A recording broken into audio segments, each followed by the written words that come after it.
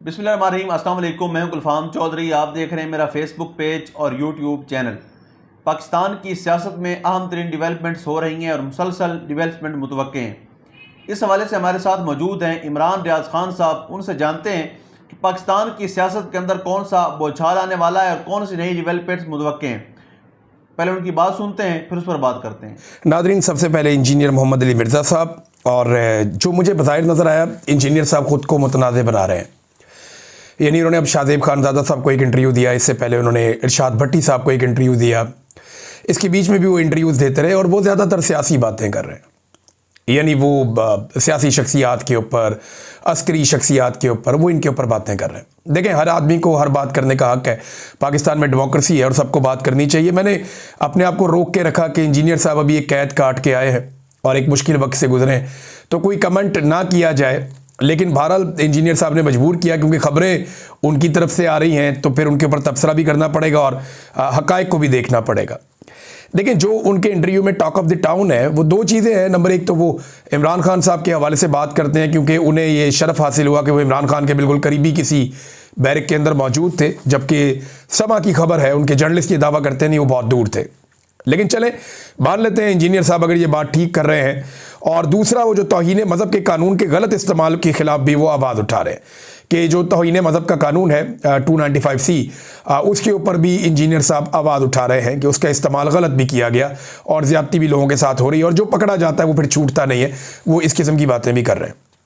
अब जो इमरान खान साहब के हवाले से उनके दावे हैं, यही टॉक ऑफ द टाउन है। पहले एक इंटरव्यू पे उन्होंने ये कहा था कि इमरान खान साहब सिर्फ वहाँ पे जेल में जब तक कैद थे वो क्रिकेट पे बातें करते थे। यानी वो ज़्यादा क्रिकेट पे ही बातें करते थे, क्रिकेट पे ही बात करते थे। इमरान खान साहब बाकी बात नहीं करते थे। पहले उन्होंने ये दावा किया था। लेकिन अब एक और इंटरव्यू में उन्होंने ये कहा कि वो मज़ीद बातें हैं जो वो करते थे, वो मैं बताना नहीं चाहता। फिर उन्होंने, अब मुझे ऐसा लगता है कि आइंदा मिर्ज़ा साहब आहिस्ता आहिस्ता वो बातें बताएंगे। यानी जो बातें उनको बतानी होगी वो बातें वो बताएंगे आने वाले दिनों में। मिर्ज़ा साहब पहले उन्होंने कहा सिर्फ क्रिकेट पे बातें करते थे, अपने वहाँ पे जो था वो मुशक्कत थी उसके साथ। अब वो ये कह रहे नहीं, वो और बातें भी करते थे, मैं नहीं बताना चाहता। तो एक तो मेंबर पे बैठ के वहाँ पे वो आप इंटरव्यूज़ देते हैं और आप बातचीत करते हैं, तो ख्याल रखना चाहिए जो स्टेटमेंट एक दफ़ा दें वही स्टेटमेंट दूसरी दफ़ा भी होनी चाहिए। और ये भी उन्होंने कहा कि मैं बताना नहीं चाहता कि वो एक्चुअली बैरक किस जगह पे, तो सिक्योरिटी कंप्रोमाइज़ हो जाएगी। ये बड़ा जदीद दौर है, जिनकी वजह से इमरान खान साहब इस वक्त जेल में, जिनकी वजह से पूरे मुल्क की सिक्योरिटी कंप्रोमाइज़ है। उनको एग्जैक्टली पता है कि इमरान खान साहब कहाँ है, और आपके बताने से कोई इतना तो फ़र्क पड़ेगा नहीं। लेकिन ठीक है, एक वो एहतियात करना चाह रहे हैं। उन्हें कहा गया कि आप ये एहतियात करें और इसमें आपने सिक्योरिटी कंप्रोमाइज़ ना हो जाए इमरान खान की। अच्छा, इंजीनियर साहब ना अपने इन इंटरव्यूज़ में बार बार एक बात करते हैं कि मैं एस्टेब्लिशमेंट के कहने पर नहीं कर रहा।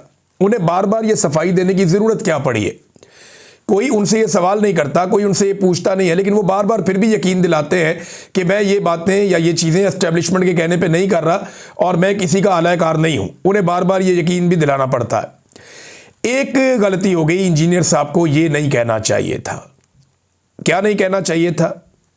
उन्होंने ये दावा किया कि जेल में जो मुलाकातें हैं वो सुपरिटेंडेंट ऑफ जेल रोकता है। ये बात हक़ाइक़ से बहुत मुनाफी है, हक़ाइक़ से इसका कोई ताल्लुक नहीं है। ये नहीं कहना चाहिए था। ये कहकर इंजीनियर साहब ने अपना सारा जो बयानिया है उसको खुद ही बलडोज कर दिया। चंद चीज़ें और भी हैं जो उन्होंने कही, लेकिन यहां पे देखें ना, ऐसे वक्त में इमरान खान साहब की मुलाकातें होती रही हैं जो मुलाकातों का वक्त ही नहीं है, और जेलर भी उस वक्त के अंदर ये नहीं कर सकता, तो फिर कौन करवाता रहा वो मुलाकातें? सुबह सुबह अडियाला जेल खोल दी जाती और इमरान खान साहब की मुलाकातें करवाई जाती। और इमरान खान साहब कहते हैं कि जेल के अंदर, देखें, 2 साल से एक आदमी जेल में, 2.25 साल हो गए हैं।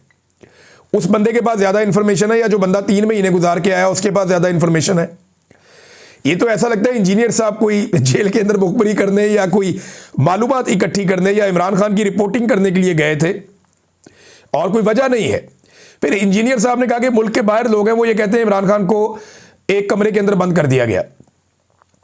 देखिए, ये जो बात है ना, कमरे के अंदर बंद कर दिया गया, ये मुल्क से बाहर जो लोग मौजूद हैं उनको ख्वाब तो नहीं आना था। ये इमरान खान साहब ने खुद ये बताया था कि उन्हें कई दिन तक उनके अपने सेल के अंदर बंद किया गया और सेल के बाहर जो ओपन एरिया है वहां पे वॉक करने के लिए भी नहीं छोड़ा गया। ये इमरान खान साहब ने खुद कहा था, सहाफ़ियों के साथ, अपने ख़ानदान वालों को उन्होंने ये बताया। तो इसकी नफी पाकिस्तान से बाहर बैठे हुए लोग या पाकिस्तान के अंदर बैठे हुए लोग कैसे कर सकते हैं? और पिछले साल इमरान खान साहब को जब बिल्कुल एक कमरे के अंदर बंद करके सेल के अंदर बंद कर दिया गया था और उन्हें बाहर नहीं निकलने दिया गया था, तो ये इमरान खान साहब का दावा था। उस वक्त तो इंजीनियर मोहम्मद अली मिर्जा जेल में भी नहीं थे। तो जिस वक्त आप जेल में ही नहीं थे उस वक्त की बातें आप कैसे कह सकते हैं? फिर इंजीनियर साहब ने पहले एक दावा किया था कि 4 नवंबर के बाद मैंने कभी इमरान खान साहब की आवाज नहीं सुनी। ये उनका दावा था कि 4 नवंबर तक इमरान खान साहब की आवाजें आती थी, उसके बाद मैंने आवाजें नहीं सुनी। फिर इमरान खान साहब की जो इंतहाई सख्त ट्वीट्स आए, देखिए इंजीनियर साहब पकड़े गए थे गालिबन ये अक्टूबर में, ये उस टाइम पे अक्टूबर या सितंबर में पकड़े गए थे कहीं। तो ये नए नए गए हुए थे जब इमरान खान साहब का इन्होंने कहा कुछ अरसे के बाद हमें उनकी आवाज आना बंद हो गई। 4 नवंबर का उन्होंने लफ्ज बोला था और उन्होंने कहा जी ट्वीट्स जिन दिनों में ये आरती और मुतनाज़ मामला हो रहे थे उन दिनों में इमरान खान साहब बहुत ऊंची ऊंची बोल रहे थे, बड़े फ्रस्ट्रेट थे। ये बातें उन्होंने दावा किया। एक तरफ वो ये कहते हैं कि 4 नवंबर के बाद उनकी आवाज नहीं आई, तो एक ट्वीट जो इंतहाई मुतनाज़ बनी 4 नवंबर को भी, और 4 नवंबर के बाद 2 दिसंबर को एक ट्वीट उन्होंने किया, और 20 दिसंबर को इमरान खान साहब का एक और ट्वीट होता है। 4 नवंबर, 2 दिसंबर और 20 दिसंबर, यहां इमरान खान साहब के 3 ट्वीट्स हैं। अब ये 3 ट्वीट्स ही हैं जो ज्यादा बहुत वायरल हुए और जिनके ऊपर बहुत शोर मचा। अब इंजीनियर साहब ने पहले स्टेटमेंट दिया कि मैंने 4 नवंबर के बाद इमरान खान साहब की आवाज नहीं सुनी। उसके बाद स्टेटमेंट दिया नहीं जी, बहुत रोला पड़ गया, बड़ा शोर मच गया। फिर एक और बात उन्होंने कही कि मैंने जब पूछा कि इमरान खान साहब की आवाज क्यों नहीं आ रही, तो मुझे बताया गया कि वो इसी जगह मौजूद है लेकिन वो पर्दे वाले कोने में बैठना शुरू हो गए, शायद वहां पे वो धूप सेकते हैं। ये इंजीनियर साहब ने क्लेम किया। तो मैं आपको ये बता देता हूं नाज़रीन, ये कोई 5 मरले की जगह होती होगी टोटल, शायद उतनी भी नहीं होगी। यानी एक आदमी यहां से मैं हल्की सी आवाज से बात करूं ना तो 10 मरले 15 मरले तक आवाज जानी चाहिए, 20 मरले तक आवाज जानी चाहिए।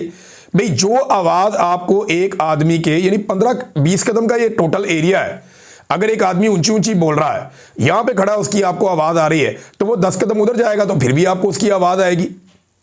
3 फुट का एक कदम होता है और इमरान खान का कदम तो 3.5 फुट का है। वो तो इमरान खान साहब तो लंबे लंबे डग भर के चलते हैं। तो वो इमरान खान साहब अगर वहां खड़े होकर ऊंची बोल रहे हैं तब भी आवाज आनी चाहिए थी, लेकिन पहले इन्होंने कहा कि आवाज नहीं आ रही थी, फिर इन्होंने कहा जी उन्होंने लोकेशन बदल दी थी, हालांकि लोकेशन बदलने के बावजूद आवाज आनी चाहिए थी। फिर उन्होंने कहा नहीं जी मुझे आवाज भी आ रही थी बाद में। अब कह रहे हैं कुछ ऐसी बातें जो मैं बताना नहीं चाहता, लेकिन मैं आपको ये बता दूं कि अगर तो ये मामला वही है जो हमें लग रहा है, तो फिर इंजीनियर साहब को ये बातें उनको फर्दर आपको पता चलेगा वो और क्या क्या कहते हैं।